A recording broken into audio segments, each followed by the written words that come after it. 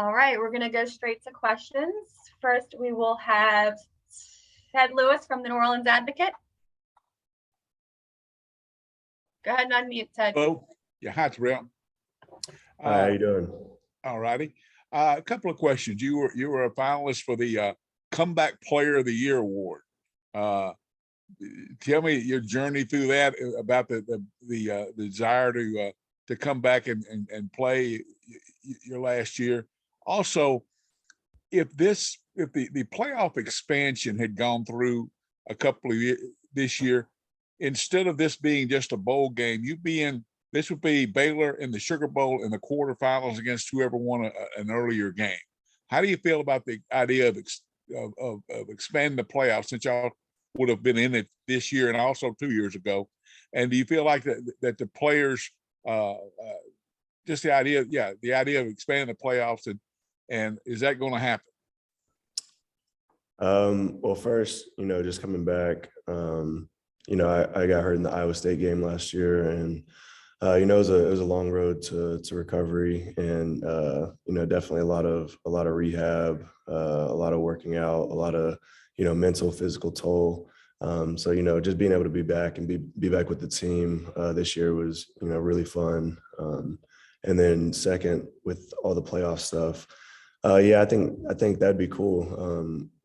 I think expanding to however many teams would be a neat experience for a lot of teams to be in that type of environment and that type of game, to potentially win a national championship. But I think the guys are ready to play. We're excited to be able to do something that Baylor's never done here.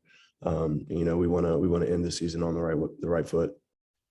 Okay, next we'll have Kevin Longquist with Sikkim Sports. Yeah, Terrell, because of the fact that because this offense is so diverse in terms of the number of guys who have touches, like 5 different running backs have 400 yards or more, 6 different receivers have 20 catches or more. What's the challenge for you guys to pick your spots of who to try to contain, and obviously try and keep a lot of that stuff in front of you if you can? Yeah, I think it starts with being solid in the run game, so we don't get that started, and then slowing down their tempo. I think a lot of that comes off of they're going fast and they're hitting each receiver. They're subbing in running backs and kind of making long drives and tiring out defenses. So I think early on stopping the run and then controlling the tempo early on in the game is going to be a huge part. Okay, John Werner with the Waco Tribune Herald. Hey, Terrell, what does it mean to you to get back to this game and get a second chance at winning it? And what did you learn from that first one that maybe that could help you? What's up, John?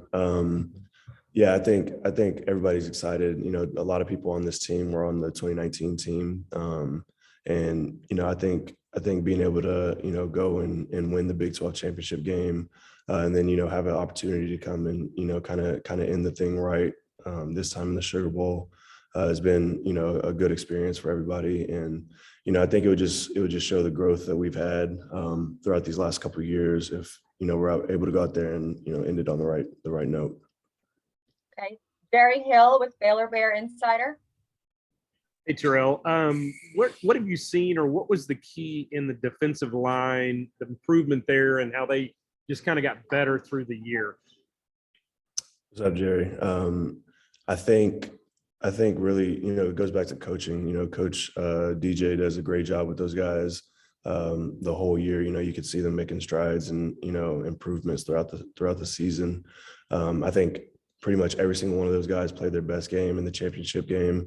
I think just coming off the ball, you see the physicality, getting knocked back and creating negative plays, and affecting the quarterback in the pass game, and then knocking guys back and affecting the run game too. I think all those guys really took it serious throughout the whole year and listened to what Coach Roberts was telling them, Coach DJ was telling them, and it paid off.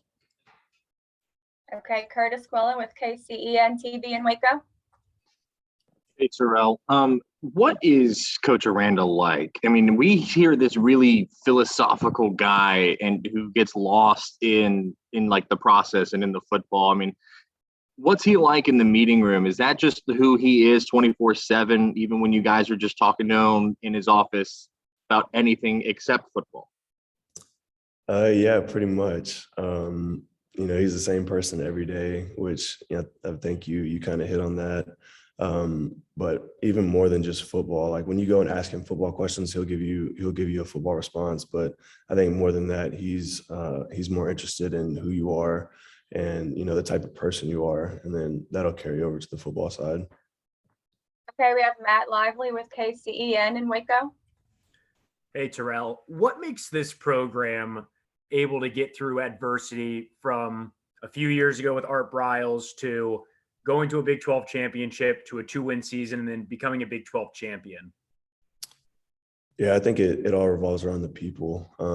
We've got great people on staff, great people as players, and when you go through hard things together, I think it builds a bond and a connection. And a lot of the guys that are here right now have done that and have been through what you just talked about. So I think it makes it easier right now to kind of just keep pushing. Okay, we have time for one more. We'll go to Mandy Knight with KWKT Fox 44. Hey, Terrell, kind of a similar question with Matt, but what's you were one of the guys who stayed along after being a redshirt freshman in 2017. After going through everything with the team and seeing where you guys are now, what's the biggest thing that you learned about yourself as an athlete and then also away from the game? Yeah, I think, my time at Baylor has prepared me for a lot of things. I would say just keep pushing and, keep going. That's the biggest thing, coming back from injuries, setbacks, bad seasons, things like that. I think the biggest thing I could take away from all of that is, keep putting one foot in front of the other and keep pushing. All right, thank you, Terrell. We'll let you go get some beignets. Thank you.